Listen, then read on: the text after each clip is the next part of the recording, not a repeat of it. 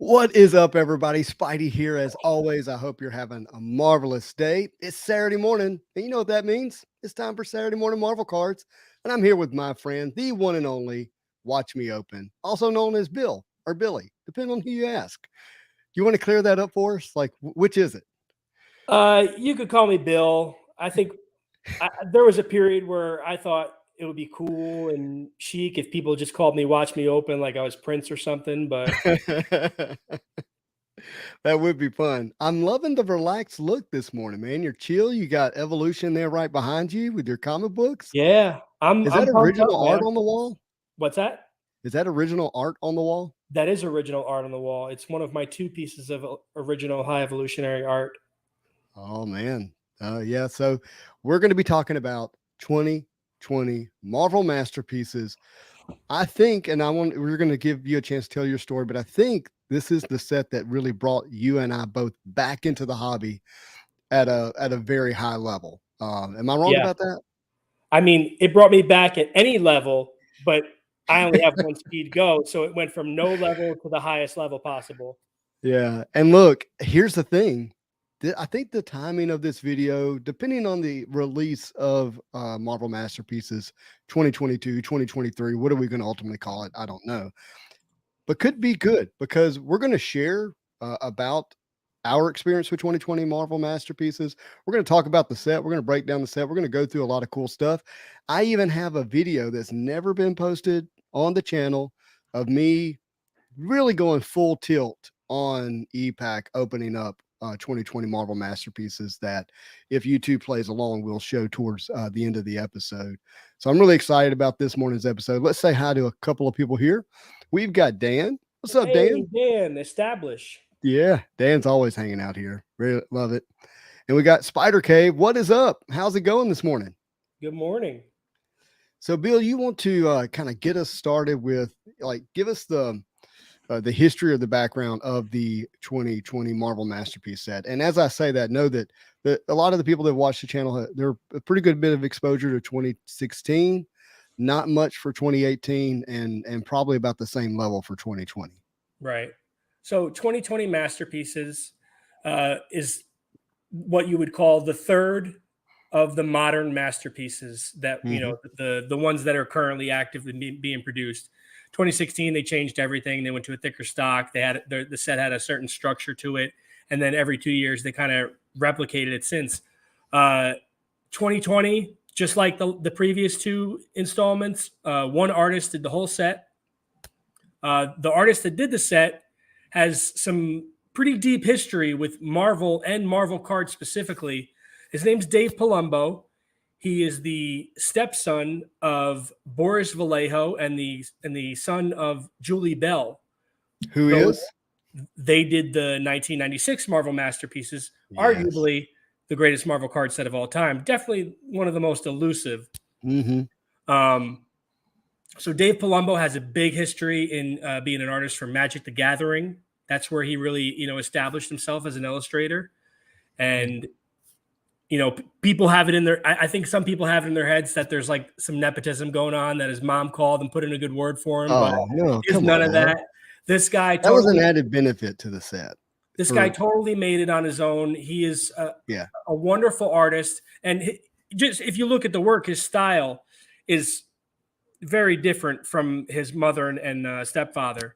Well, Bill, here's the thing. When you like, and everyone on the channel knows how I feel about Marvel cards, but it's Magic the Gathering, and then down here is Marvel cards. And so for Dave to take a step back from doing Magic the Gathering fantasy art, probably was as much of an kind of an homage honoring of his mom and stepdad as it was anything. Now that's for him to say and not for me to say, but to say that it was nepotism for him to get the ability to do that set, it's just not true. No, and I never thought that. Like I said, I just feel like that there's some lingering people out there that have that idea in their head, and I want to shake them free of it right then and there. But so Dave, like I said, worked on Magic the Gathering for all those years, and he actually, despite his, mother being a world famous artist, it was his father who got him into art. Wow. His father was an English professor, but his father was a comic junkie. Oh. And so he would read his father's comic books and he would start to copy the panels out of the books. And that's what got him into art.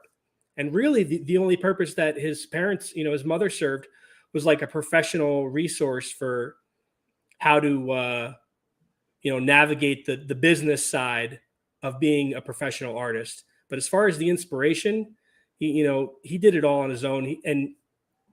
As far as doing the Marvel set, he's a huge Marvel fan. So it was like a dream come true for him, even if his parents hadn't worked on previous sets. And in my opinion, he crushed it. I think that each of the three artists of the modern masterpieces really knocked it out of the park in their own way. They have different styles, and everyone likes different things. Yeah. People have different tastes, but you could see that the talent is there. Yeah, for sure. Keith asked, wow, what a ton of info. Has anyone ever interviewed him? And knowing Keith, I think he probably has some sense of the answer to this, but Bill, you've spoken directly with Dave. So there is an unedited interview with Dave Palumbo that I produced, and I don't know if it'll ever be released just because of the amount of editing that needs to be done. Were you fanboying and the whole thing, and so you just have to constantly edit yourself? I'll be vulnerable for a second. I was on a hot streak with those interviews where I was really nailing the preparation, and I think I over prepared, and it might have taken away from the entertainment of it. Got you. Makes sense. Well, what I was doing here, I was just showing a little bit of the set for those who, I think most of the viewers of the show are going to be familiar with 2020 Marvel Masterpieces, but give us a breakdown of how the set's put together. Yeah, so I'll do that. Hey, let me tell Hobby News Plus hello this morning. Real quick. Joe Pete says, always thought that Boris and Julie did every Marvel Masterpiece set since 92. Thank you for this lesson. 1992 was the last year I collected Marvel cards. There are quite a few artists for Marvel Masterpieces. 1992 was obviously Joe Jusko. Then move on from there. You have a mix of artists for 93. You have the two brothers, the Hildebrands, in 94. You have 4 different artists that do it in 95. And then, of course, 96 is Boris and Julie. Then there's a bit of a break. And what is it, 2007? Masterpieces shows back 2008 up. 2008 or recycled art. With all recycled art, not original art. That it did have sketch cards in it. So that was the first time sketch cards were introduced into the Marvel Masterpiece set, which now is a big aspect of the set because that is known as a true box hit for every box. You go for a long break from 2008 all the way to 2016, a very delayed release, started in 2013, 2014, 2015, ultimately 2016 release of Joe Jusko's 2016 Marvel Masterpieces. Fast forward to 2018, we are in the Marvel card world, not in the comic book world, are introduced to Simone Bianchi, who does an incredible set. The cards just don't do it justice. If you've ever seen the original art in person, it's absolutely amazing. I don't want to say that everybody has their favorite artist, but Simone, from a global, worldwide standpoint, may actually be the biggest artist of them all. And then they follow that up with 2020 Dave Palumbo. And we don't know who's going to be the next artist. It's widely speculated and will continue to be speculated because we don't have that news. If you're wondering why we don't have that news, it's to protect the artist, because they will get absolutely bombarded. People trying to beat down their doors to get the original art before it's released. So there is a strong desire to protect the artist, for them to complete the work before that information is ever released. 2013, much like where we are now. And I don't know the true history of that, but I think it was just Joe taking the time to get the pieces done, from what I understand. I don't know that it was directly just Upper Deck at that standpoint. So let's go through the breakdown of the set, because the sets changed over the years in the way that they were put together. For one thing, we went from having no parallels and battle spectras in them to having gold sig parallels, and then other inserts were introduced in 96 with the I always say it wrong. It was Canvas Gallery in 96 too, wasn't it? It was Gold Gallery. Gold Gallery. I get it wrong every time. Gold Gallery, N96. But when you're looking at 2020 Marvel masterpiece, or you're looking at the modern Marvel masterpieces, there are differences from 2016, 2018, and 2020. But with 2020, the box is going to give you 3 cards per pack, which you would be like, that's not much, and you're right about that. But the thing to remember is these are thick premium cards, original art, and they're all numbered. With one exception, we'll get to that here in a minute in terms of the base cards. But 3 cards per pack, 12 packs per box, 12 boxes per case. Total set size for the base set is 90 cards. And I'm going to need you to follow along. If you're not familiar, it can get kind of confusing here. But what you can expect in every hobby box, as long as there's proper collation, is 1 sketch card, 1 battle spectra, 1 canvas gallery, 1 hollow foil cards, and 1 preliminary art parallel. And as someone who's opened quite a few of these, and I know Bill has as well, this actually can get a little bit varied, but you do get at least 1 of each of these. The base set, it's not listed there, and I know you'll probably get to it later, but on average in a box, you will get a purple parallel of a base card out of 199 and an orange parallel out of 99. Yeah, and we're going to get into that because we're going to break down how these base sets are made up and the parallels to them. So the base set is made of 90 cards, and those 90 cards are numbered, but not all cards have the same hit ratio or the same serial numbering. And so you have these different levels here. You have the base, you have the gold foil, you have the what if, you have the epic purple, the legendary orange, the silver spectrum artist autographs, the what if artist autographs, printing plates, which are 1 of 1s, but there's 4 of each color: black, cyan, magenta, and yellow. You have the red foil, the red spectrum foils, which are 1 of 1s. And then you have the what if printing plates, which follow the same printing plate style as the base, with black, cyan, magenta, and yellow versions. So it is a heavy parallel set, but again, they're all numbered. The tiers break down with the 1 being the most printed, which are 1,999. That runs all the way here to, and I don't have this memorized, number 36. That continues that. Level 2 begins at 37 with Krakoa, numbered 1499, and that runs all the way to 63 silk. Level 3 begins with Groot at number 64. There's 999 of those. That goes to 81 Mysterio. And then that brings you to the level 4. Again, these are still true base cards, but they're only 99 of them. And you have Wolverine in that, listed in that, who's the big hitter here. You have Scar, Red Skull, Gargoyle, Ego the Living Planet, Storm, Martin X, Kraven, and Emma Frost that round out the total 90 card base set. Again, with tier 4 only having 99 of each of those. You go back to 2016 and 2018, they put much bigger characters outside of Wolverine in the tier 4. This was the shift for the modern Marvel masterpiece set, where they didn't put Spider-Man, Iron Man, Thor, all in. Well, Thor wasn't a tier 1 in 2016. They didn't put them all in the top tier because they knew that the character collectors wanted to have an opportunity to get those cards, I suspect. I was going to ask if that's what your suspicion was, because it's mine too, to make some more popular characters easier to collect for everyone. That's what I suspect, and I actually don't think it was the right decision. And I say that so tough to even answer that question. I know the difficulty of getting Spider-Man for 2016. I've had my own experience of it, but yet I've appreciated what I do have from 2016 more than 2020 because of that. So it's a give and take, right?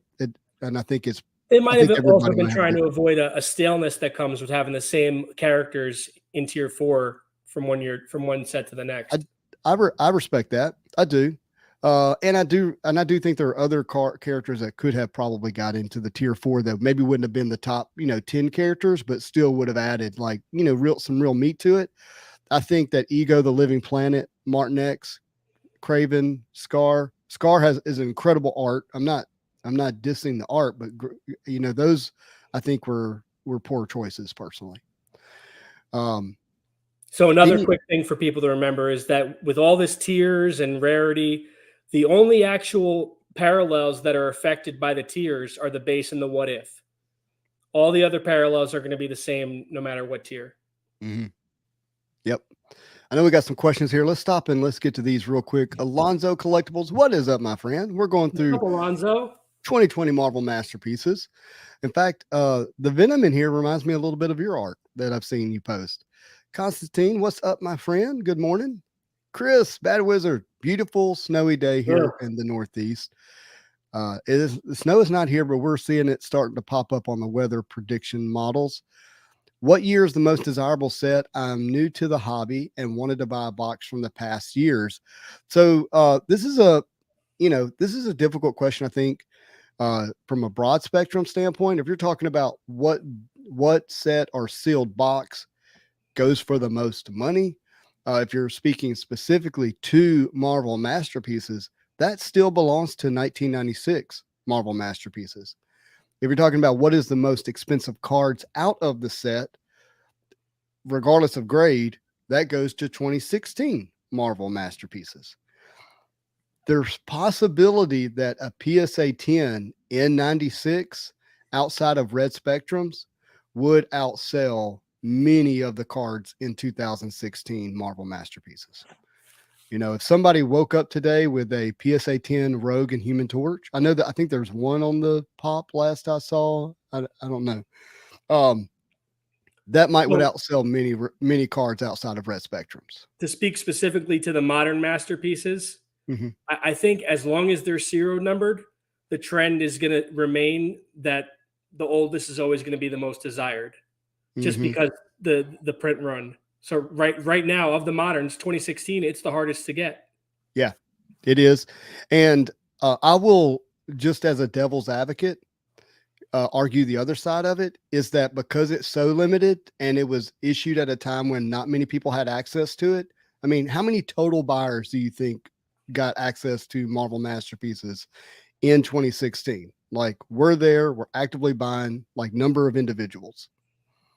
No, if you told me it was 100, I wouldn't be surprised. That's my point. And so you don't have the true element of nostalgia, which can drive value over time, where you do have that with 96 and even with 92. And so if the hobby continues to grow and it outgrows people's ability to access 2016, I think nostalgia could play a factor in what people ultimately pay. So it'd be interesting to see how that plays out. And that's just me doing devil's advocate. I agree with you, by the way, if that matters. Great question. Hey, Lance, kind of a toss up between, okay, he's answering. Chris is answering the question for us. So is Keith here? I should have just read the comments. The comments are always smarter than the host. You know that, right? Oh, yeah. All right. So let's get back to this. So it's interesting because the way these are numbered make it appear that the base set continues. And this goes into the gallery, the canvas galleries. 91 is X23, a very cool card in my opinion. Then we get a Gambit. We get another Spider-Man, which is, well, we'll get to that later. Hulk, Mysterio, Black Panther, Thor, Thanos, Black Widow, and Taskmaster. By the way, if this had been the tier 4, I think they would have nailed it. It would have been a good mix. I don't know why they had to break the multiples of 9. It's a binder. I know. Nightmare. I don't know how to accomplish it. I do have a binder sitting here, and I started putting together my parallels, and I'm having trouble making it work. So that is a general breakdown of the set, and we're going to. I'm gonna toss it to you, Bill. Interesting. So just food for thought for anybody who is bindering this. If you do the canvas, and obviously because it's 10, you'll have one on one page. But then you go Battle Spectre and holofoils, you fill 9 cards on the last page. Oh, do you really? Yep. Will you say that again for me? So if you go tier 1 to 4, canvas, Battle Spectre, and just the base holofoil, you'll have all full pages.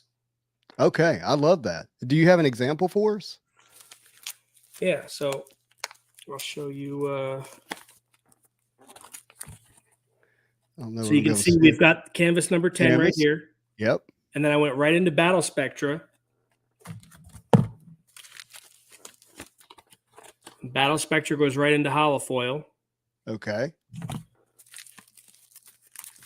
And there's quite a bit of holofoils. They've got one page there and one Yeah, page there, and that's the whole set. that is the whole set. Okay, good. That is good to know. Big Lance says, Spidey, I have to buy a box of 2016 and rip it and share on your channel with your community. You won't have much argument with me, my friend. I've only ever opened one box of 2016 Marvel Masterpieces. That video is on the channel. And it was a lot of fun. I'm very grateful to do it. It cost me $1,100 at the time to buy that box. We each did one, right? I think we both did one. Like together. Not at the same time. No, not on the channel. Mm-mm. I've opened one box of 2016, one box of 2018, maybe two, and then I did open a couple of boxes live of 2020 on the channel, but that was last year during Christmas. Hey, we're going to I'm actually going to show a video of me opening up 2020 Marvel Masterpieces on ePack here in just a minute. I'm waiting for the video to finish processing. It's processing right now. But we'll get that up here. So, Bill, I wanted to share a little bit of my cautionary tale with 2020 Marvel Masterpieces. And you feel free to share what you want as well. But just to kind of set the context a little bit, 2020, the year 2020, the COVID year, Marvel started to kind of peak on the radar because of 1990 MU, Marvel Universe, Impel Marvel Universe. And because of that, I saw a video by a guy by the name of Swaggle Hoss who was talking about how these cards are selling for a lot of money. Thanks to my brother, Dustin. That prompted me to create the first ever Marvel card video that I put up on the channel, and then caused me to go digging, like looking for information. At that point, I stumbled upon a Facebook group called the MCCW, Marvel Card Collectors Worldwide, host that at the time was being managed by Ian Taylor and Fausto, Sketch Card Hive. And I joined that group and discovered that within, a few days, maybe weeks, it was expected that Marvel Masterpieces 2020 Dave Palumbo set was going to release on something called Upper Decks ePack, which I'd never heard of and didn't understand. Whether by good fortune or bad fortune, however you want to look at it, I discovered I happened to just be on that group the night that it popped up. And so I jumped on ePack, created an account without any clue to what I was doing. And let me explain what I mean by no clue. I didn't understand how the set was structured at all. Like nothing made sense to me. And then on top of that, I had just missed the last pack selling out of 2017 Fleer Ultra Spider-Man, which I would have much rather put my money into, frankly, just from my standpoint as a Spider-Man fan. But it literally sold out as I was in this discovery period. So I start opening up these packs, and the art is incredible, especially in comparison to 1990 MU. And I'm sitting here, and this is my brain. My brain's going, how's the 90 MU selling for $3, $4, $5, $6, $7, $8, $1,200, $3,000 for a PSA 10? And I'm looking at a card that's serial numbered to, $14.99 or $9.99 or $4.99 or $99. How can I not be getting rich with each purchase? That was literally my thought process. And I was like, I just need to buy all I can. I need to get all of it as much as I can, as fast as I can. And on top of that, the setup for ePack is very much a gambling setup where you're hitting the button and you're clicking and you're ripping, and then you get the dun, or however the flash. I can't remember do you remember the phonics of the sound? Dun dun dun dun dun. There you go. And you hear that, and it red flashes. You're like, oh yeah, that's great. And then it says, buy more packs. But of course, I'll be able to sell that red flasher I just got to buy these. And you're buying another one. You're buying another one. And then one night, it's just, you end up convincing yourself that you're making a wise decision. Or at least for me, like I'm speaking for me. And I'm literally under the covers next to my wife with my phone like this going, buy, buy, buy, buy. And dude, it is $6,000 later that I'm into this set buying these cards, and they're sitting there on ePack, and I realized, I was like, holy smokes. Like, cause I've never been like in a casino setting that of anything significant. Like, I've walked through them and I've like hit a button here or there, but like anything significant. And I realized, like, this is what it's like to get in that kind of red blur. Like I think of the like you lose time. You lose time. Like, you lose all sense of anything that makes any sense. And I was in full freaking tilt, like thinking that I was going to buy my way out of this with another round, another hand. And look, I then convinced myself, hey, well, you'll just stop buying when you get a red flashing Spider-Man. Again, having no idea how difficult that is for this set, because Spider-Man's a tier 1 base. So the only way to get a red flasher is to get a gold gallery, a red canvas, a metal G, or a silver Spectrum auto. Outside of a sketch or an card. orange wouldn't flash. Well, I wasn't counting that one. I have 3 of those. I wasn't counting that one. And so it wasn't, I'm not going to share the full thing because I want to share the video later of what actually ended up being my last set of purchases. But so well, let's save our advice because I want to hear your experience with 2020 Marvel Masterpieces. Well, so this was the first set that I opened when I came back into collecting. It was just for whatever reason, I got a suggestion in my Facebook feed to join that MCCW group. I didn't know that Marvel cards were still being made. You're saying that Facebook called out to you and said, hey, Bill. Yeah, you might want to join this group, when I'd made no mention of Marvel cards in 15 years. What a life-changing moment for you. Yeah. God, if I could go back. Keep scrolling. Keep scrolling, baby.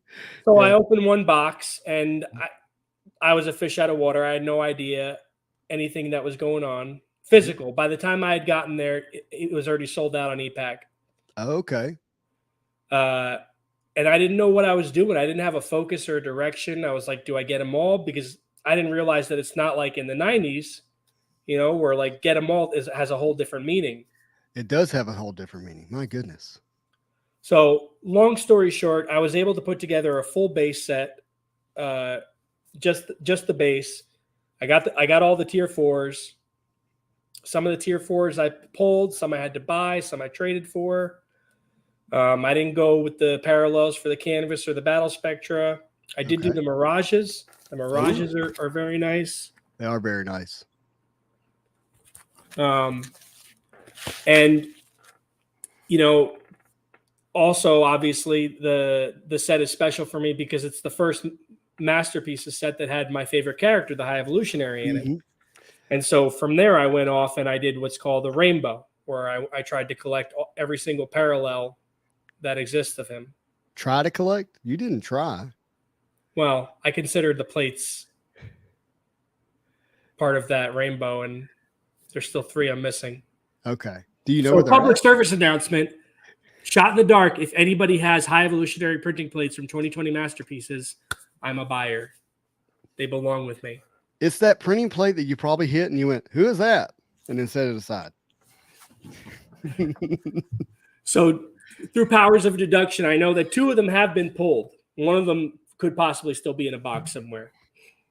Gotcha. But I definitely experienced some of that losing time, getting out of control. Except I have less excuses because I did it with physical.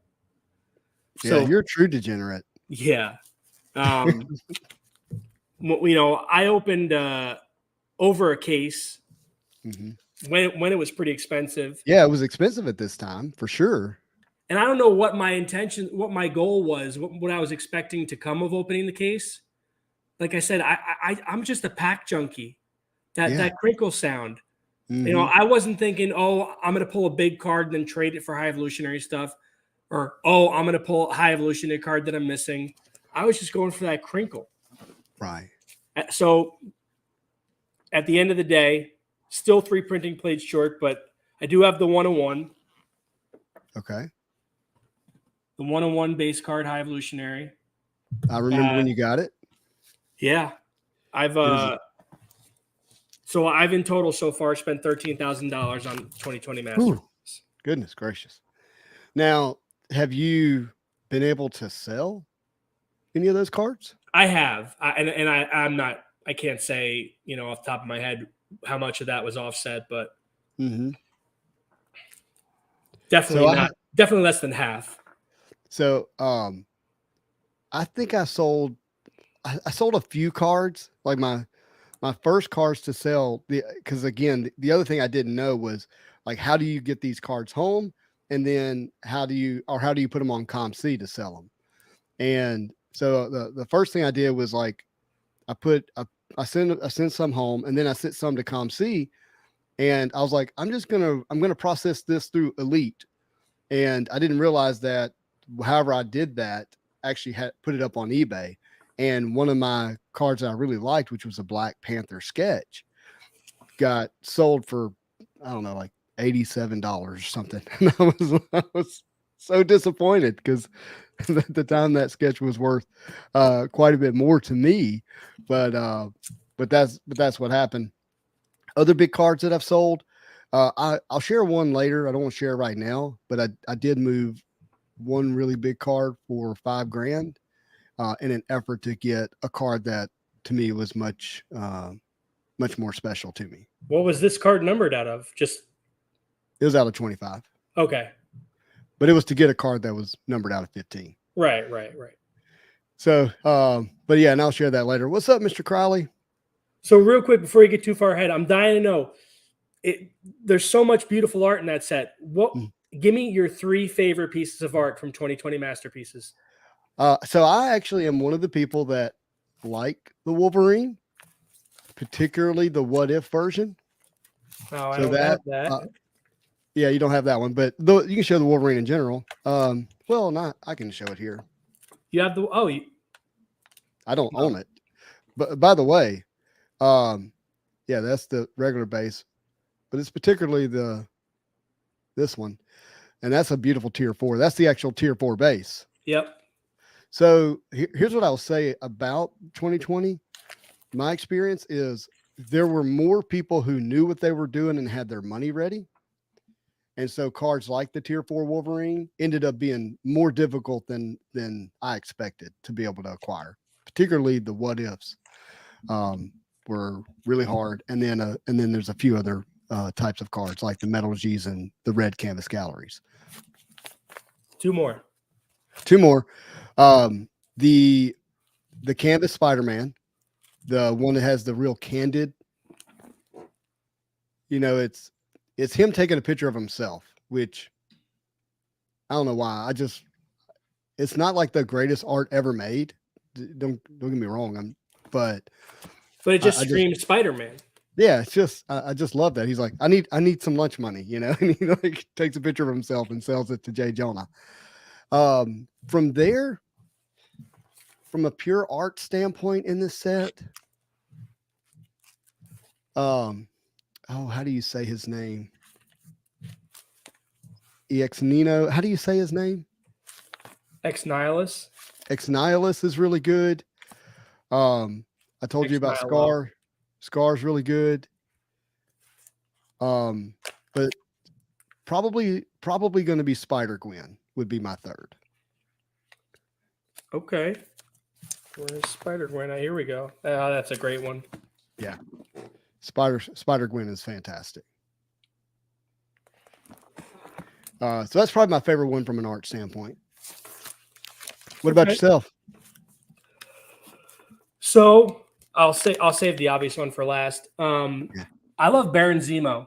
Oh, the very classic. That's the father of the Baron Zemo that most of us come to know, right? Yeah. That look. So what's interesting is if you look at the original art for this, they cropped off some of the bottom where you can see like followers worshiping him at his feet. Oh, gosh.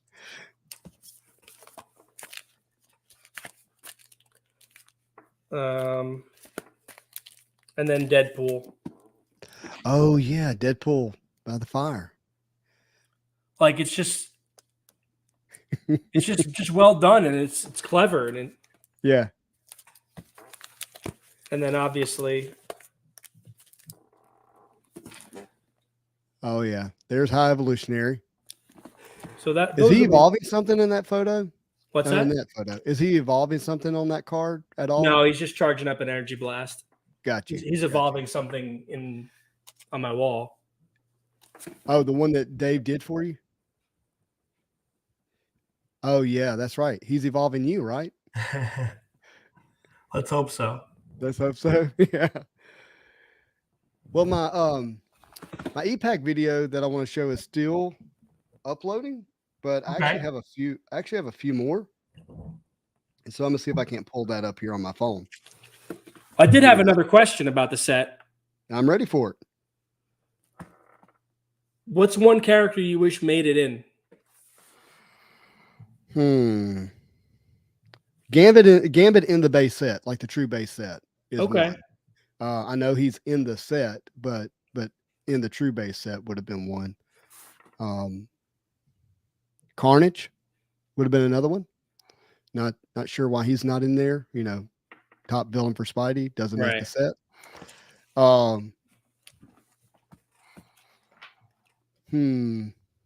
Outside of that, probably another version of Spider-Man, whether it be Miles Morales, whether it be Scarlet Spider, whether it be not really a Ben Reilly guy outside of the Scarlet Spider version, you know, in the blue hoodie. Probably them. All right. That was 3 or 4, but sorry. No. Yeah, because I could have taken one of yours. My apologies. No, I would have really liked him to see him do Silver Surfer. But he couldn't, right? But you're just saying wish. Still, I'm just saying. He would have killed Silver Surfer. You look at the way he did Martin X. Yeah, he would have done well with that, I think. For sure. Oh, I didn't think about that. Let's see here. All right. So this was February 2021. Okay, so let me get to those videos. Spider-Man was the original selfie person, just did not know it. 100% agree. I haven't thought of it like that, but that is true. The original selfie guy. But he had the advantage of a selfie stick. All right. So what about in terms of difficulty to collect out of this set? Suppose someone wanted they wanted you to hunt down a card for them. Aside from 101s, before they tell you what card they want, in your mind, what are you thinking? Like, please don't say this. Please don't say this. Really? Well, that because it's that one or the Metal G version of it, because of the fact that it is Spider-Man. It's low numbered enough, but yet high enough for a lot of people to want to chase it. And so it ended up being pretty difficult to hunt down. Let's see here. Then the Battle Spectre gems, not too bad. Yeah, there it is. And the highest graded. There's not highest graded. But that the Wolverine tier 4 what if? Yeah. There is one on eBay for $4,400 right now. And it's not graded. It's too rich for me. But those are probably the Silver Spectrum autos are out of 10. I like Dave's signature. I'm not a fan of the Sharpie used. And so it just never really called to me to like go after the Spider-Man Silver Spectrum auto. Do you have Don't any get Silver me wrong. What's that? Do Silver you have Spectrum any? auto? I do. Actually have. There's over 20,000 in between these two. Let that sink in. I do have the Namor because I pulled it last Christmas and I just have never tried to sell it. I had the Professor X. I sold it for $300 last year. I pulled it on ePack. It was one of the cards that I sold. I did not hit any other ones. What about you? Of course, you have High Evolutionary. Yeah, the only ones I have left are the High Evolutionaries. And that is the What If and the base. Yep. Right. Okay. And have you noticed the foiling is a little bit different on them? Like the shimmer in the yeah, like the base has a like a rainbow to the. Oh, now that you show it, I remember seeing that at some point. But I'd forgotten about it. But there's nothing on the What If to. The front of the What If basically looks like a regular What If signed. This was my first sketch card I hit from that set. Tim Fagley. Fagley. Oh, no. Fagley, yeah. And good luck trying to type out his name on ePack. Right.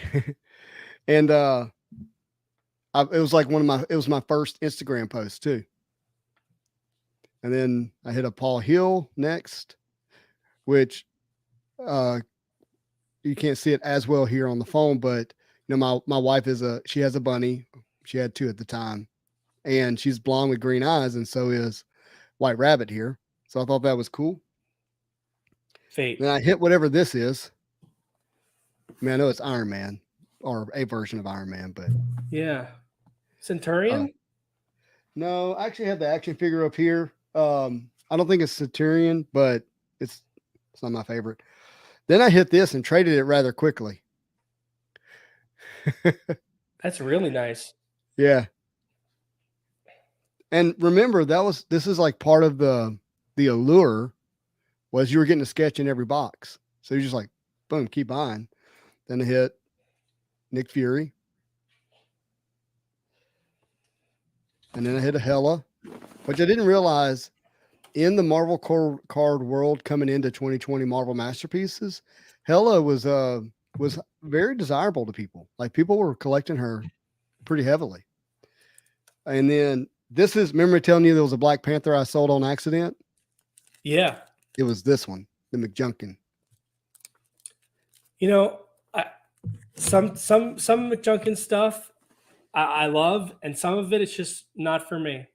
Yeah. Well, I really like this one. Yeah. In comparison to what else I was seeing at the time, I just thought this was really special. Oh no, I know Lonzo would like this. I think his best is when he does like symbiotes and stuff. Yeah, see, Lonzo, he's like, oh, I need that. Oh, it was great. It sold so cheap. Then I hit one of these, Brian Tillman, and that opened me up to the fact that there were collectors in Australia. Because there's a collector in Australia that tries to get all the Brian Tillman stuff, and we ended up doing a whole thing together where I mailed him the card. God, that sounds like an exhausting chase. Yeah, well, I imagine so. All right, and I got to show you this one. Who is this? Somebody tell me who that is. I don't know. The Ronin or a hand or something? Or I don't know. But then I hit this card, which I was just overjoyed to hit. Wow. Just a great 2099 here. Yeah. And this is this card in particular getting it home is, and you may remember this, Bill. We were not like hanging out at the time, but I after opening up 2020 Marvel Masterpieces, I was like, I can't afford Spider-Man. It's just not going to happen. And so I'm going to go after Spider-Man 2099.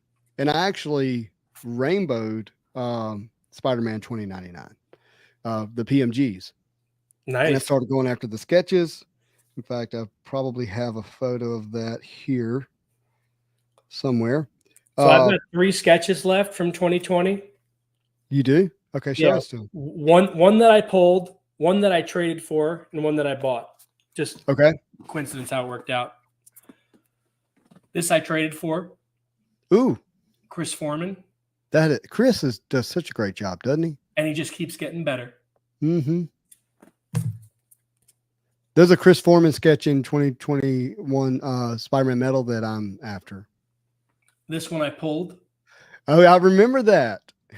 And like nobody worked ever, great. like if you didn't know, you wouldn't believe it. I was looking for a sketch of this character. I know. That was what was so crazy because you were building your villain set. Yep. And this one I just bought Why'd you buy that one? That's for the villain set. Oh, okay. That is not who I was thinking of. Megan. Sorry, that is not Megan. That is Enchantress. Enchantress. That's Yeah. a really good Enchantress. Yeah. Is that pack pulled? Rhiannon Owens. Wow. Yeah, it's pack pulled, but I didn't pull it. I bought it. Yeah, that is great stuff, dude. Fantastic. Let's see here. Oh, well, I got to get past all the Black Diamond stuff because Black Diamond released not terribly long after that. So I think we gave everybody a healthy rundown on the set. I'm confident. I feel good that anybody who didn't know, they're armed with the facts now. I think so, and I just hope that people have a good plan and understanding, of how they want to approach the set. So that ended up being the 2099 Rainbow, and then of course I ended up getting the gold 1 of 1, which I never thought would happen. And you have the toy of 2099. Dre, yeah, Dre's texting me. Yeah, and so that kind of shifted my focus from Marvel Masterpieces, obviously, to some degree. Let's see if this video is ready yet. Oh, not ready. Let's see. It's still processing. Yep, it is still processing. I thought it would be ready by now. See if I can show you one other way. Because it really is fun to go back and see the process of opening ePack.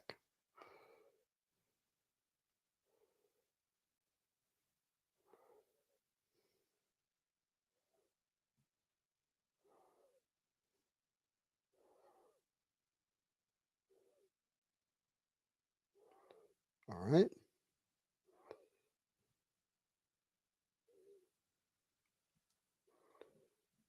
I have it here on my phone, but it's not playing for some reason.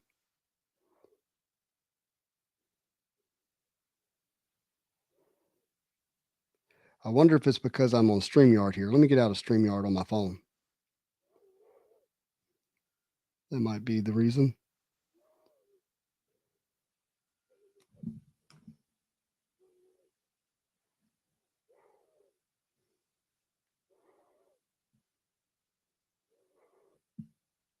Nope, it's not going to play.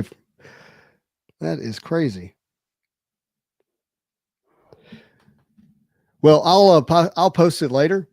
I do want to show this though. Let me get to it because this was a lot of fun. Was me opening up boxes of 2020 masterpieces, and for some reason, this video has not a lot of people have seen it. I don't compare it to other videos. I would want to watch Marvel Masterpieces box openings before I did watch a lot of stuff on the channel. but for whatever reason, this particular video has not been watched very much.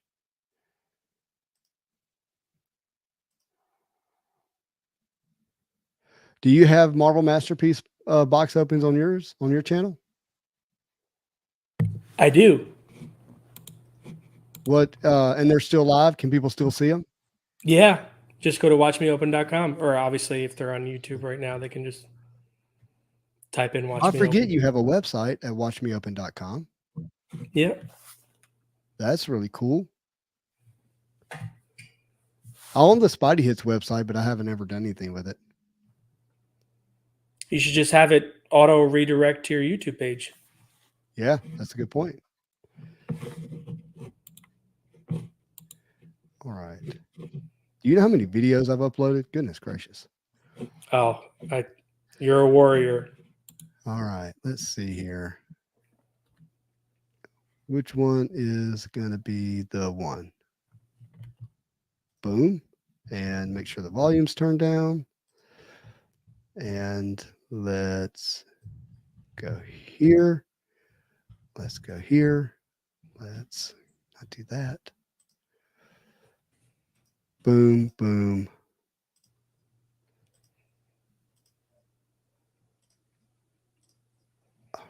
Can you see that?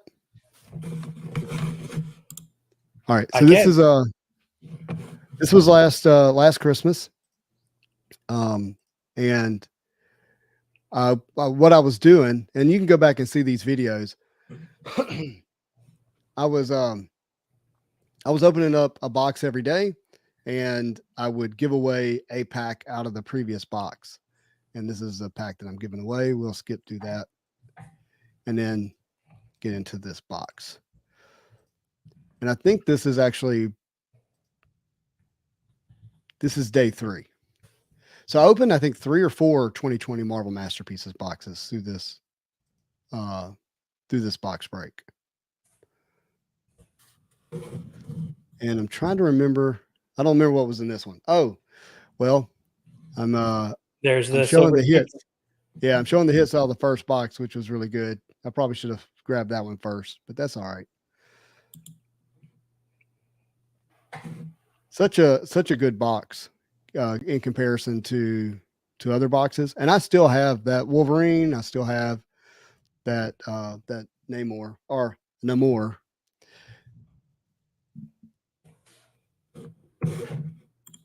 Here we go. Do you want the sound? I mean, as long as you're talking over it, I think. Yeah. Let's go. All right, here we go. All right, so there's Thor. How do you like it? What's that? Oh, I went past it. I said, "How do you like the Thor?" But it's gone. Then you got Sentry here. That is actually a really good Sentry card. Is it the first Sentry in Masterpieces? No, yeah. he was in a Battle Spectre in 2018. Oh yeah, okay, yeah. The first base card, not the first Battle Spectre. Well, it's not a base card. It's a holofoil. He's not in the base set. He still has not been in the base set then. Yeah. All right, there's a Battle Spectra. You could tell he was leaning into the MCU in this set. I wonder how much Upper Deck had to do with that. I'm not entirely sure, but I do remember that there was one card that didn't get in the Icarus. Mm-hmm. Because there's your card. Yep. Because they had the Eternals movie coming out, and they wanted to make sure that the image that people associated with Icarus was the one from the film. So it was kind of on like a blackout. So people had a clean palette when they saw the movie. Yeah, a lot of good that did. This is one of the best cards. I forgot about this when we were going. You hate that movie. Yeah, I'm not a fan. No. Hey, the box office proves it out too. So, all right. Then we got a sketch. Probably set that aside. What is going on here in the chats? What are they asking? There's an issue with hologram technologies. Oh, I want to see double impacts, genuine holograms. There's an issue with hologram technology, from what I understand. I believe it was proprietary Kodak technology that is gone. Well, that is interesting. Who owns Kodak now? There's a preliminary art. Do you like that as an insert, preliminary art? Or, yeah, I think you can call it an insert. I do. I just wish that it was like 2018 where they pulled preliminary art from inserts also and mixed it up. Got you. So I think one of the kind of points of this set that people don't like is the females, particularly the faces. Do you have an opinion on that? I know I'm not asking you to talk bad about the artist or the art. No, I haven't heard. I do remember people saying something about the females, not the faces, that their physiques weren't, That's a great physique. accurate to their character. Yeah, I mean, not as voluptuous as they're I'm also often talking portrayed in about comics. like buff, like muscular. Okay, got you. They're almost okay. So he went true to the model that he was probably Like Rogue, using. for example. She's not like she has powers. She doesn't need to be buff. Right. Key said, I've never heard Justin say he hated something till Eternals came out. It's fact. It's a fact. Yeah, it just wasn't well made. I do like that Venom. And there we got a legendary orange blade. That's a great card. I always forget that this card's in that set. Yeah, that's a good point. Yeah, now so when I was going through ePack, I was trading good cards away for Venom because I couldn't for the life of me understand why it wasn't more desirable. Especially when it had 300s in the background on the what if. So I correct me if I'm wrong, but the gold signature parallels, Yep. even though they're not numbered, they're alleged to have a similar rarity respective to their tier, right? Well, what I've heard, and I don't know how you verify this, but they follow the same rarity as the what ifs. I suspect that someone at Upper Deck has leaked that information out, and maybe that's where that's gone from. So the what ifs are not numbered the same as the base set. They're actually slightly more rare. The biggest example being the tier fours. Instead of there being 99 of them, there's only 50, Right. which means the tier 4 gold sigs, even though not numbered, there's less of them than there are of the base set. If you had to guess, how many 1 to 90 base sets, just the base, do you think are put together in the entire world right now? Well, with the opportunity of there being 99, with the timing of when this set came out, I would think there's probably somewhere around 55, maybe 60 put together. That sounds high. I hear you say that, but because the product was so concentrated to the people that released it, the ability to do it was there. You had a greater chance to be how many loose tier fours are just in collections of character collectors and people still chasing. But people were trying to complete achievements. That means that they had double of it. They were trading to get the ones that they didn't have. You had people working together through friendships and helping people out. Yeah, I just think that it's probably more than we anticipate. Now, that doesn't mean that one person doesn't have 3 or 4 of those, because that's certainly true as well. Derpa Derpa Doo just made a comment, and I just noticed what he's saying. Oh, I'm in the Spider-Verse. I made it as one of the Spideys in the Spider-Verse. I did not think this was going to happen. I thought for a second somebody put something in my coffee. No, I knew as a Spidey there was a chance that I would make it into the Spider-Verse. But it happened. No, I remember why now I wasn't using my GoPro as my camera, and I want to use it so bad because it's a better camera, but I'm not going to be able to. I was redoing my setup in preparation for Tuesday night. Tuesday night, we're going to host the Joe Just Go Kickstarter original art randomize of who gets what art. Really? That's right. That's exciting. I'm very excited. It is. It's probably going to be the last Marvel show of the year. I don't know that we'll have it the following week just because of the holiday week. I'm not confirming that. I'm just saying it may be. So it'll be a great way to end 2023. Do you have any information about like what the method of randomization is going to be? Yeah, so I'm not over the method of doing that, but what I understand is you're going to have the number that people were issued from Kickstarter. Every 2,500 backer got their number, and that's going to go down. That's going to be a fixed thing, right? And then you're going to have the 104 cards that are the character is going to be based on the number of the card. So like I think 87 is Spider-Man. So 87 will be Spider-Man. And then that's going to be randomized like to those numbers, and whatever number falls on your number that you were given, whatever card that is in the set, that's the character you get.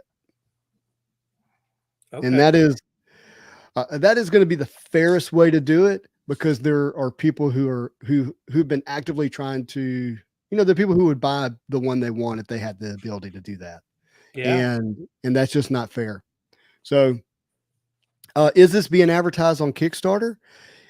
They just put out a post yesterday to the link of the video saying, but that only probably went to the backers. I don't know if that went to everybody in the Kickstarter. Oh, by the way, this is a big card that I hit here. So I'd hit a sketch. Boom. Damn. Look at that. Out of 25. Yeah. And I do still have that.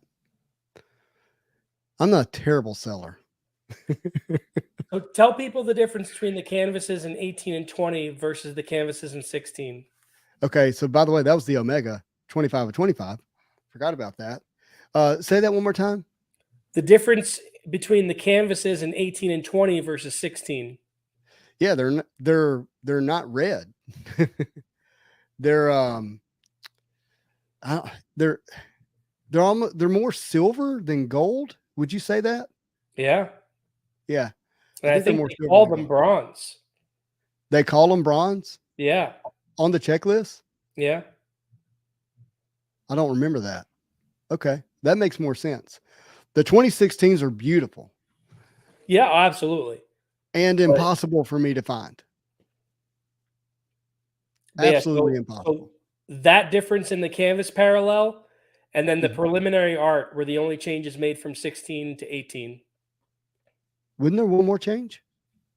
What's that? The metallurgies. Metallurgies were from 18 to 20. Are they in 18? No. Oh, what did you? Okay, so I misheard you. I'm saying they made two changes from 16 to 18 and then one change from 18 to 20. Oh, okay. I just misheard you. My apologies. All right, so that was that one. Let's it wants us to watch us next. Cancel. That'd be trippy. Very trippy. See, like that video only has like 300 views. It's probably because of the thumbnail, which I thought was a great thumbnail. What do I know? Let's see. Is this? Nope. That is 2018. Want to watch 2018? Sure. Let's do that.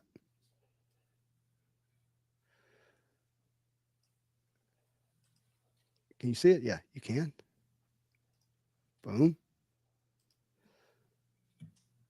I still dress the same. Okay. So this is the pack that I'm giving away. And Sean won it, which is great. And by the way, I really wanted to do this year, but I could not spend the Oh yeah.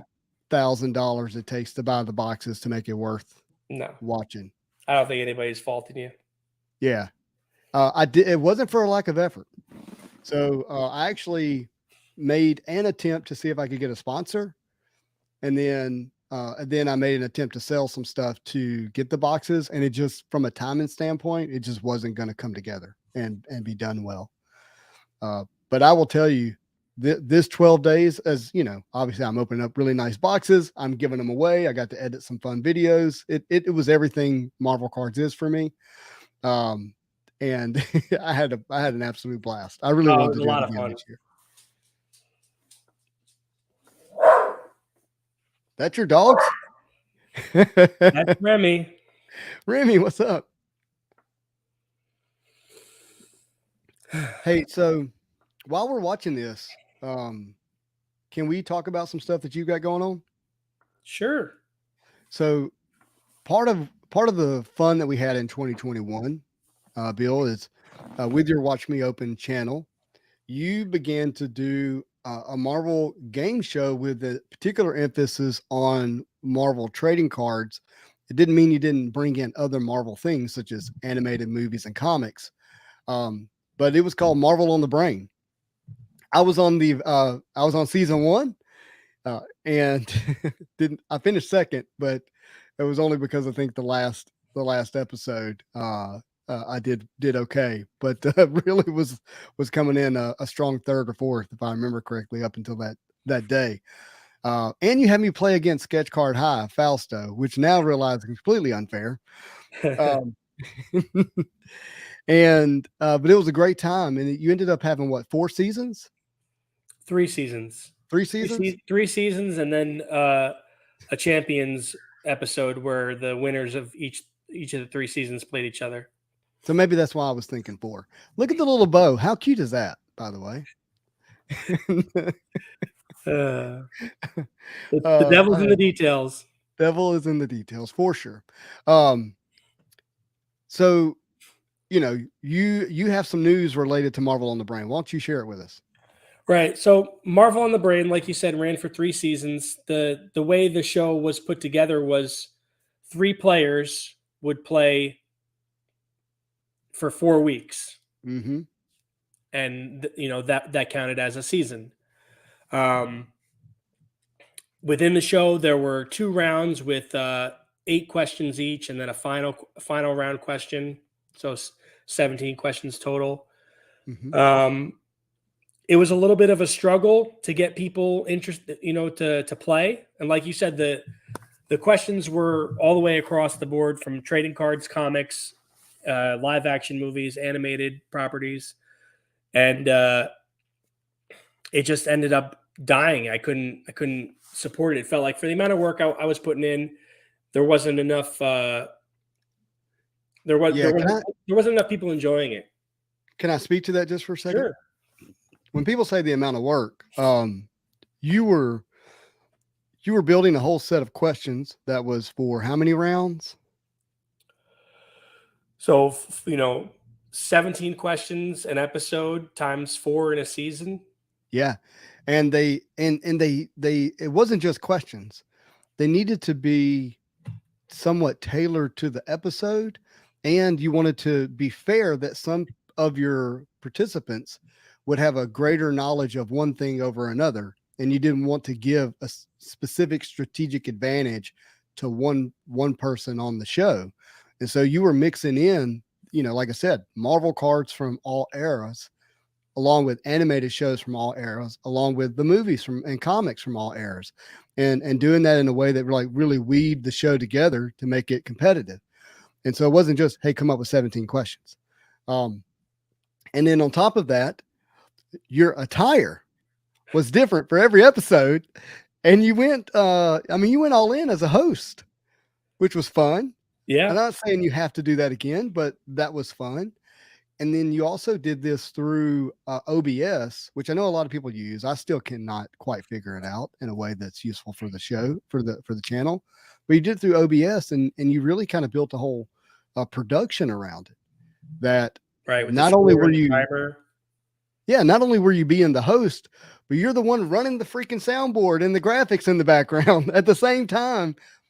And you were doing this live. Yeah.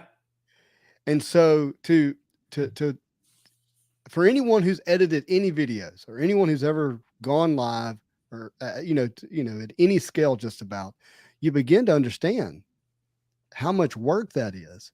And then you had to count on Forge Weebs to show up on time and actually like put in their effort to be a good participant on the show. And you didn't have many requests. You were like, this time be here and have something to write with that you can show the screen. And even that had to be a challenge to some degree.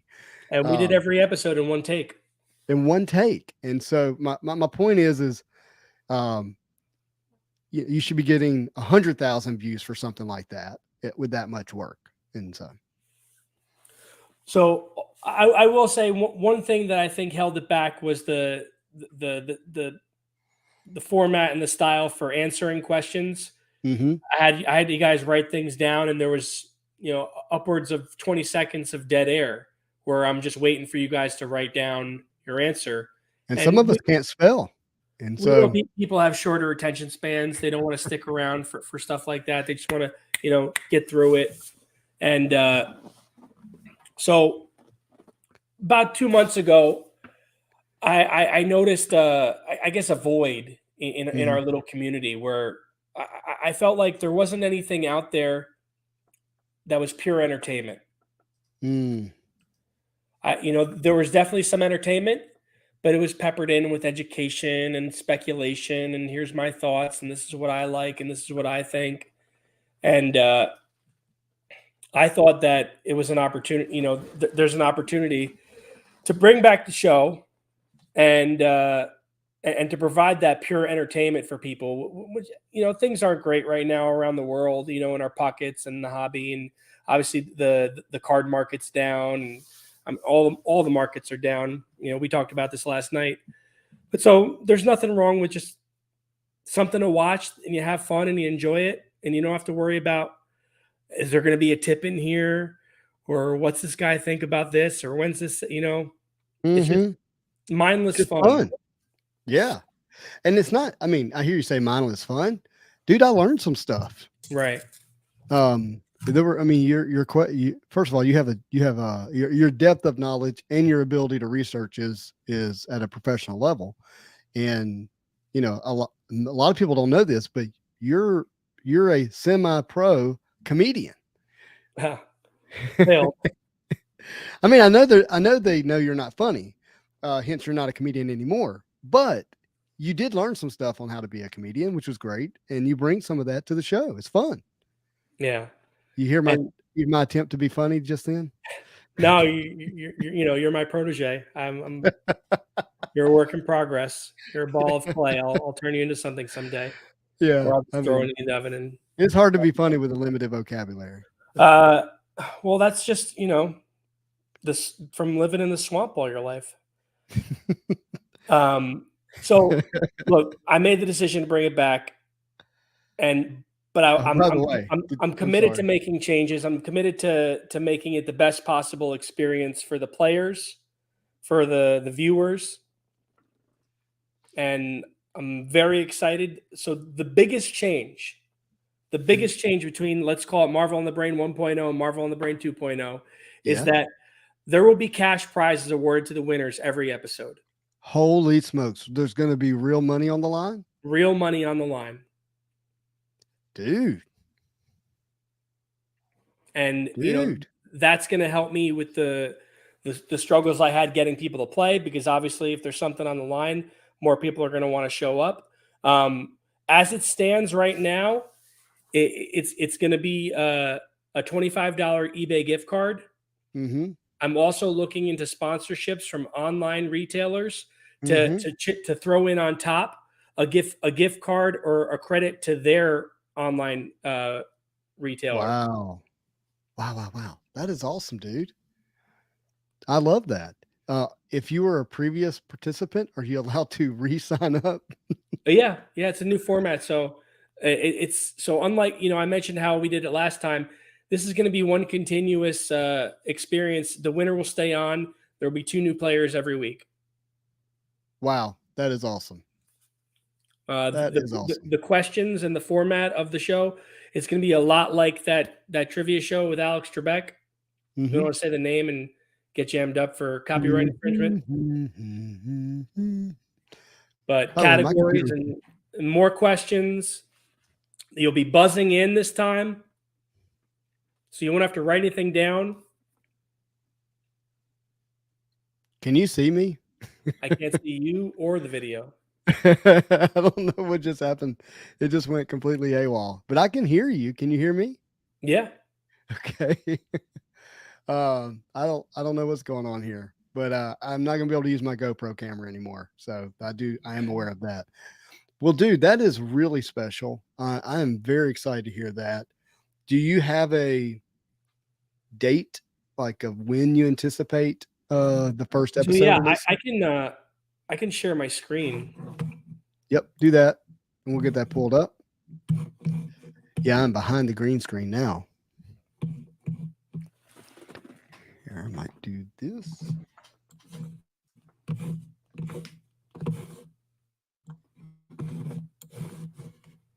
Let me know when it's ready, and I'll pull it up.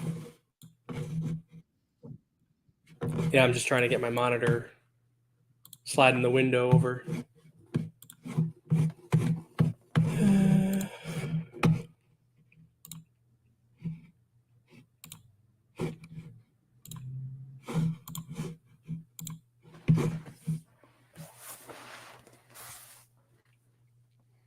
There, now you can see me.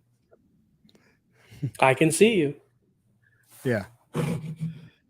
Does this mean the Watch Me Open channel will be resurrected? Did it die? I don't know if it died. I mean, I left it in place, but this is going to be the only I'm going to use that channel, but this will be the only content that's put out there. Yeah. So like we said, Do I need cash to make- prize winner for each episode. The winner will stay on. The round and category structure similar to Jeopardy, where there'll be 2 rounds, 5 categories with 5 questions in each category. You will be buzzing in, so you won't have to write anything down, and there won't be any dead air while we wait for you to give your answer.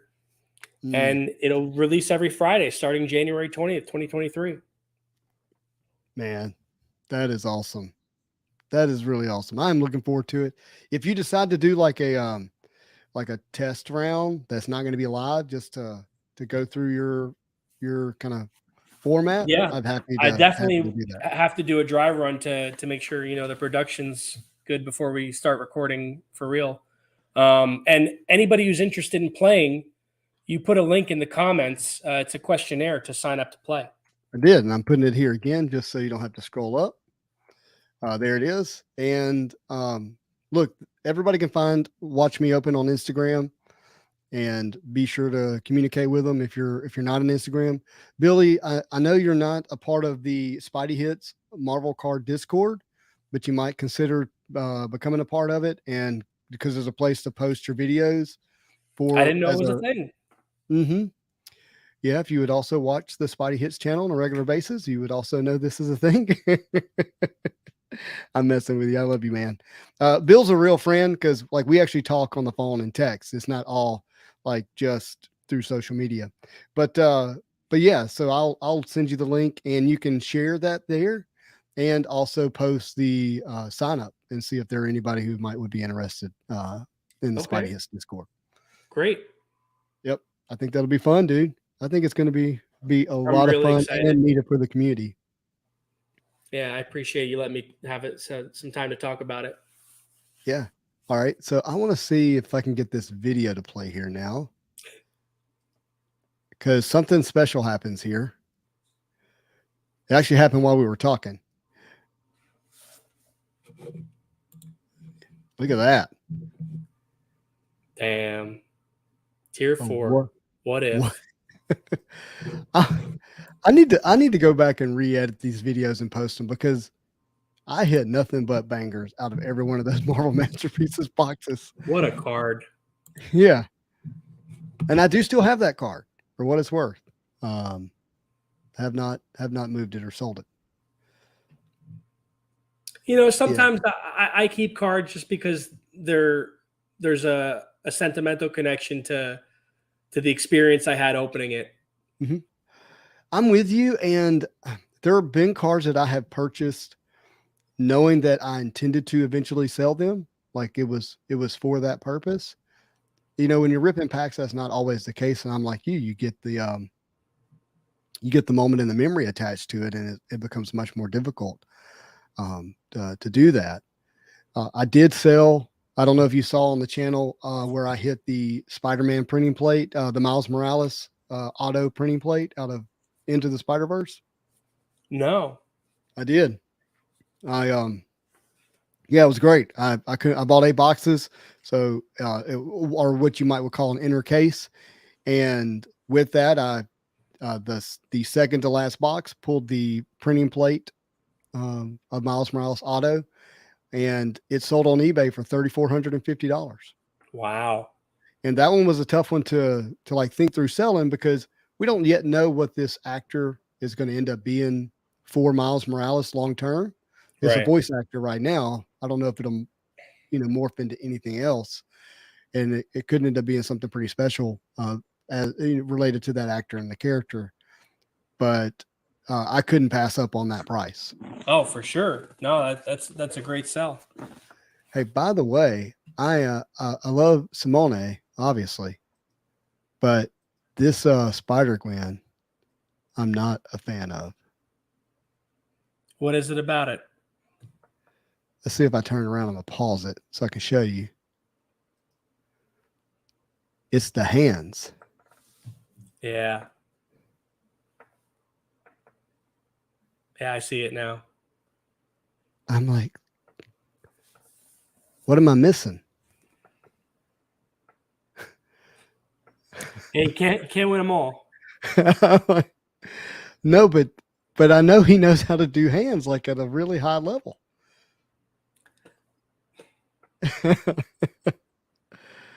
Derp, I appreciate that. That's really kind of you. Yeah, that one got me, because I love that's Spider Gwen Ghost Spider's first appearance in the Marvel Masterpiece. Yeah. So you have Gwen Stacy, obviously, in 2016. Could you imagine if Julie Bell did Spider Gwen? Oh man. How do I make that happen? Kenny, I'm with you. I think there's only 4 fingers on the left hand.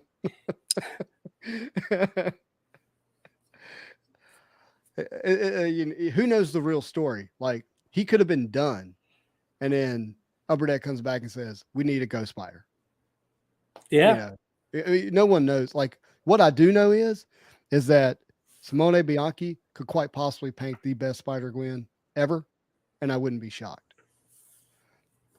He's a fantastic artist, and you can see that in a lot of this stuff. There's those hands again. Yeah, that one's more defined though.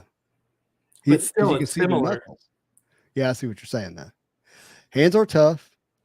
By the way, Jim L. Is this the Jim Lee? He would know if hands are the most difficult to draw. Then we got a canvas of Hulk. He does Hulk in that very particular style of face. Pretty regular, regardless if it's like a Marvel card set or not. It seems to be pretty consistent.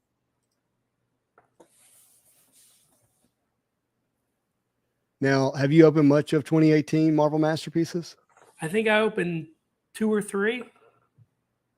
Yeah, we're in a similar boat on that. I was trying to put the base set together, but I gave up because of the tier 4s, or what? I was missing all the big tier 4s.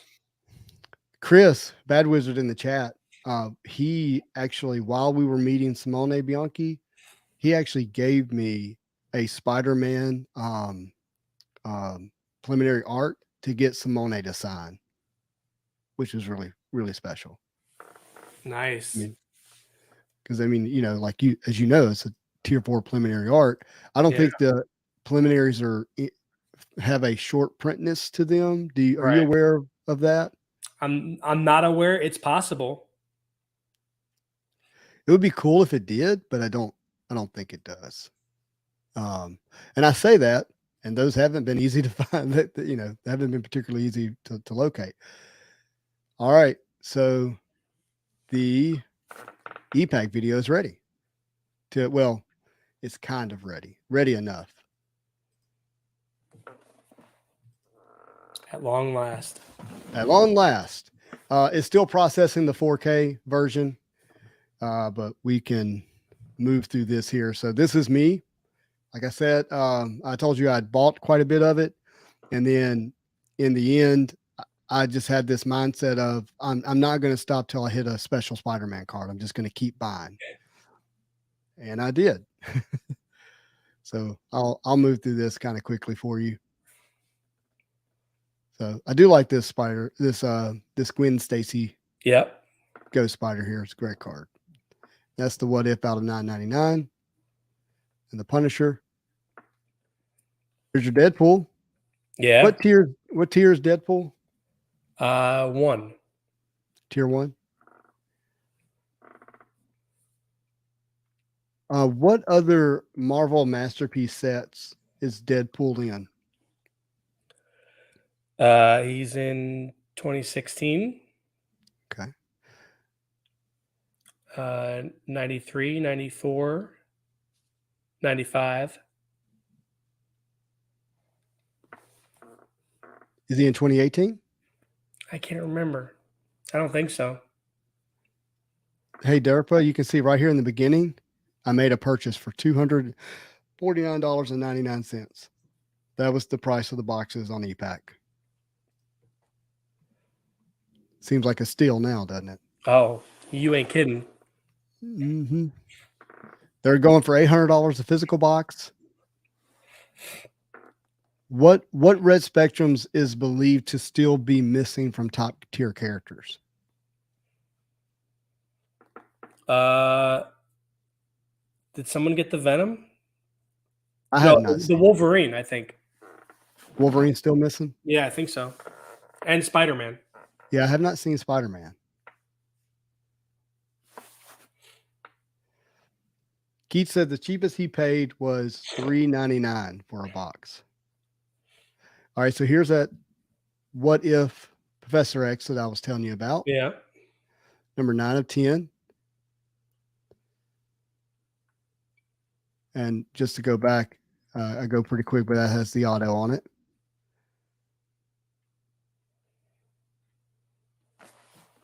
And I hit this is a Legendary Orange. I do like the Sentinel. Yeah, Sentinel cards are fun. You get a 32 of 999 of 99, excuse me. He does a good job like scaling it here, like how big he is. And I guess I just now realized there's another Sentinel. There's other Sentinels in the background. I never noticed that. Did you notice that? Sentinel in the set. What's that? There's another Sentinel in the set. Where at? Oh, yeah. That's around the Cyclops. You got me. It's a great Thanos, too. Silk is cool. There's our Moon Knight again. Gosh, I mean, that could be the best art. Yeah. Fabric is such a hard thing to draw, and he really... Mm-hmm. Venom, his symbiotes are probably more realistic. Like if there really was symbiotes in the world. Right. I got double hoods. I like this card. This was actually my first introduction to the Red Hood. This is a legendary purple out of $199. The villain in Ironheart. Mm-hmm. It's going to be fun. All right. Here's our preliminary art along with the see the face on Black Widow. I'm just not a fan. Not terrible, but not a fan. I remember someone saying what is their favorite art on a card, and someone said that Killmonger was their favorite art. Not bad. That's a great. There's so many great ones. Yeah, Ultron's great. By the way, Manu, Didn't know who Ultron was on the Marvel show. Now check out this sketch.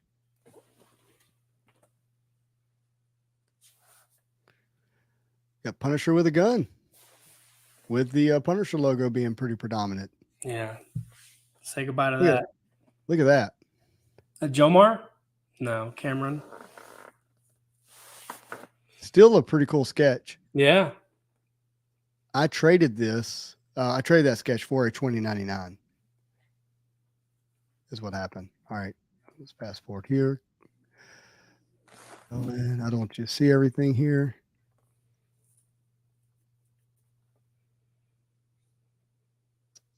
Packs. We'll come back to that because I want to get to the packs here.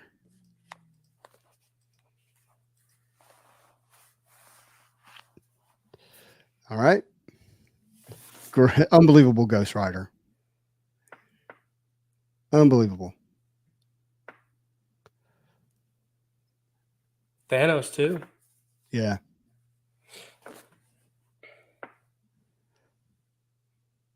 That's 3 what ifs. Oh, that happened a lot. I remember that on ePack now. Let me pause this for a second. Because of the fact that you would get three of those together pretty regularly.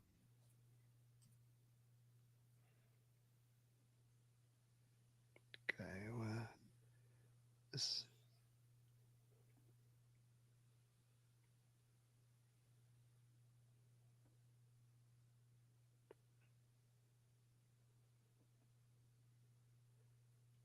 Fast forward. Oh, that's kind of cool. These are sketches. Comp C at the time.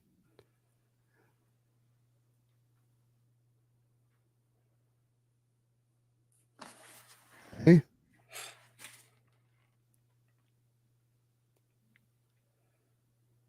Does this?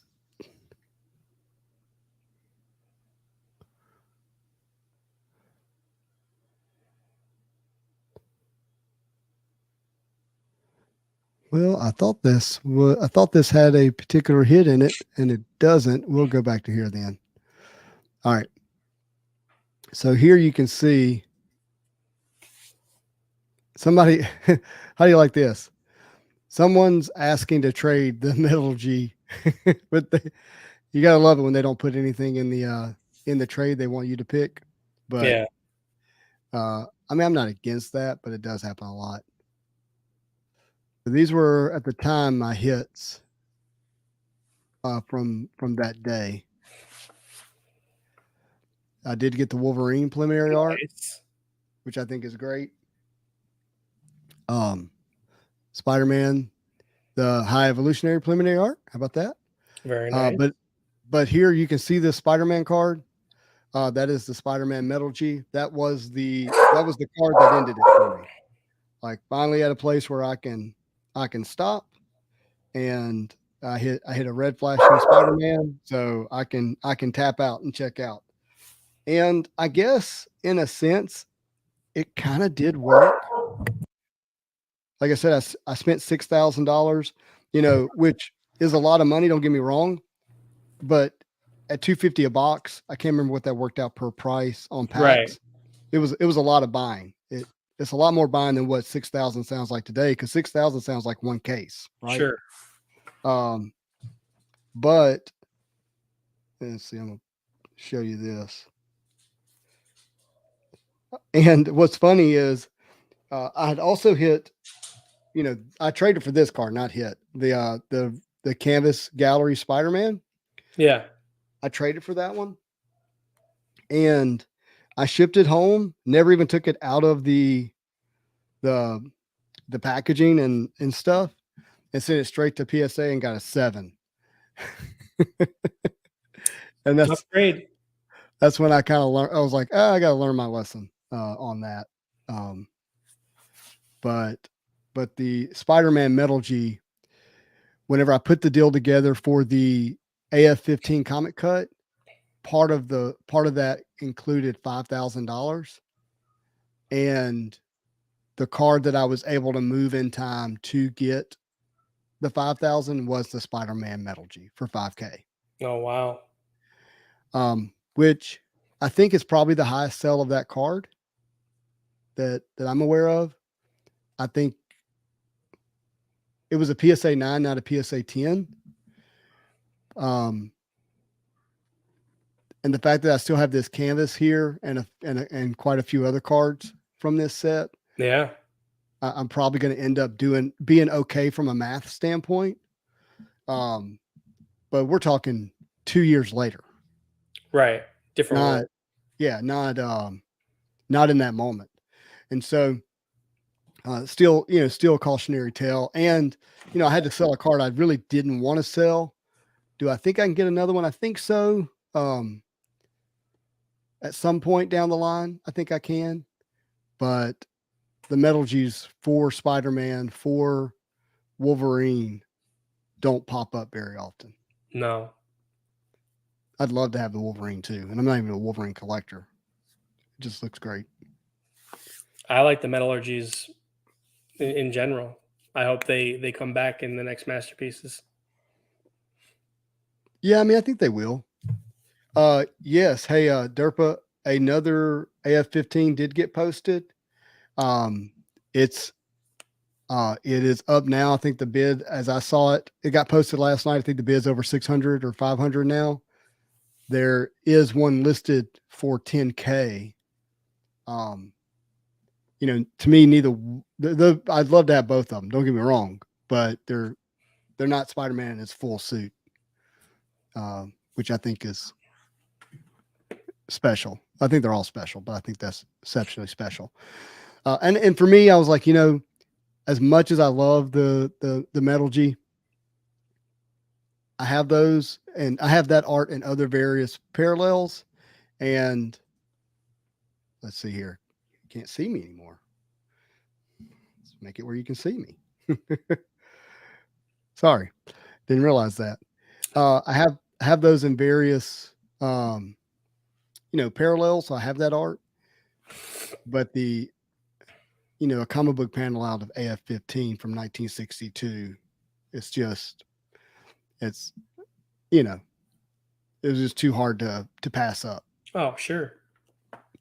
And then it tinned. And so I think it's still, it was a tough decision. It was a heavy price to pay. I certainly paid it. And it's funny. I'm likely part of the blame for why I pay the price that I paid. He talked it up so much. Yeah. Well, I talked it and then was very open about wanting it. And I would do it again. I have no regrets there. I know that, I inadvertently raised the price on what I want by having the channel and being open about what I want. But I also think it serves the community in some other ways that I think is important. So a third person has declared Unbound Quicksilver's Monday, so let's acknowledge them so they stop. Oh, okay. Well, how about we look at it then? This I'll pull it up. That's awesome to hear. I mean, is it just going to be the pack art? Probably. Okay. Go to news. What's happening? Oh, I have to log in to get the news. Okay. I can do that.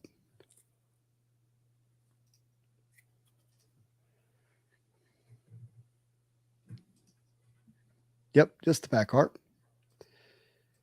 Stop screen, share screen. Boom. Yeah, but what we haven't seen is the sketch card. So let's take a look at that. So we got the base, and it is a good looking Quicksilver. If I was a Quicksilver fan, I'd be into it. So there's our sketch card. Okay, so they're actually showing us the full sketch in this one. The other ones, they kind of zoomed in on them a little bit, I think. There we go. Did you see that our buddy Daniel Dunn hit the Omega sketch? He was pretty excited. He was very excited. So it looks like only one sketch this go round. We got 2 in the first week, 1 last week, 1 this week. And it's true to character as Quicksilver. Okay. Nuts. So we got Cyclops, Omega Red, Quicksilver. They're definitely holding back the big hitters for the first 3 weeks. Yeah. Yeah. I like Omega. Yes, I thought it was great. And hey, Bad Wizard, I'm aware, and I'm not going to mess with it because I don't want to mess up the stream. But it's my GoPro camera that I was trying to use, and I'm kind of glad this happened now instead of it happening on Tuesday night, which is what I was using it to set it up for. So, um, I'll get the Quicksilver to complete the base set that I'm looking at, but otherwise, I'm not like overjoyed about it. Yeah. Are you going after Unbound at all? No, Did you go after the first set? I did. I built a couple sets. Oh, okay. I built one set. I have it. I don't have all the autos or anything like that, but I did build one set. And I think I have it all in the binder. I do. Yeah, Perna says, I can't wait for more mutants. I agree. Perna, I really wanted to hit one of your sketch cards in Spider-Man Metal. I'm not giving up hope to acquire one day. But I don't think you did many. How many did you do for Spider-Man Metal, if you're allowed to say? I think I saw 4, something like that. 4 or 5. Did you ever see them, Bill? I did. He's great. I know. And then they made they all kind of came together as a picture. Yeah, I've only seen a few pop up too. I have to keep looking for them. Well, Bill, I'm very excited. Very excited to hear that Marvel on the Brain is coming back. That's going to be fun for me to be able to watch and enjoy. And he did 20. He did 20. Okay. That's Yeah. even better. So I have not seen all of them. That gives me a lot more hope. Fantastic. Yeah, thank you. I'm excited too. I hope everybody who is interested in playing signs up. Yeah, I imagine you're going to have quite the guest list for sure. And it's going to be a lot of fun. Well, everybody, thank you for watching this edition of Saturday Morning Marvel Cards. It's always good to be with my friend Bill to go through great card sets such as 2020 Marvel Masterpieces by Dave Palumbo. You never know, we might get some Marvel Masterpiece news here sooner rather than later. Something may happen. I do have some fun stuff coming on the channel related to that. Secondly, this episode of coming up for the Marvel show on Tuesday. It's going to be a great episode. You're not going to want to miss it because we're going to have guests on. I don't want to say who because I don't want to commit someone who may not actually show up, but we're going to have guests on as it relates to the Kickstarter for Joe Jesco, and we're going to get to see some of the art and get to see the process of it being randomized. We're not going to share any of the buyers' names, so that's not going to happen. But you will get to see what I get, and we will have we'll do a little bit of an after party show with that as well and have fun with it. So be sure to check out the episode on Tuesday night, 8 p.m. Central Standard Time. It's going to be great. 9 p.m. Bill's time, East Coast. Very exciting. I will be there. All right, Bill, you got something else coming up first part of January 6th. Tell us about it. Yeah, January 6th on Whatnot, I'm going to be breaking a case of Spider-Man Metal. It's going to be a character break. So every character will be individually auctioned off, and we'll break an entire case. All right. So what are you going to do? How are you going to handle Spider-Man? Is both low series Spider-Man going to be Spider-Man, or are you going to break those up? No, it's just going to be 1 to 100, and then the matching high series. Ah, okay. So you have so 2 people can get Spider-Man then. Right. It'll be 101 spots. There'll be 1 spot just for comic cuts. Are you auctioning off each spot, or they're randomizing them? Auctioning off each spot. 76 Spider-Man. Might have to do that. What about the and so the inserts will be corresponding character to the number of the spot? Is every insert represented in the base set? No. So how would you? Oh yeah, yes. I thought you were. I think they are. Yeah, I was trying to think of that. They are. Yeah, I think they are. I can't think of one that's. No, they all are. Like I said, the only thing that I'll have to do is there'll be an extra spot for the cuts. Comic cuts. Oh yeah. Spot. The cuts will have their own spot. Yep. And then you're saying that the sketch cards will be corresponding to the base card. Yep. And then if it's got multiple, you'll just randomize everybody that has that character. Yep. It's going to be fun.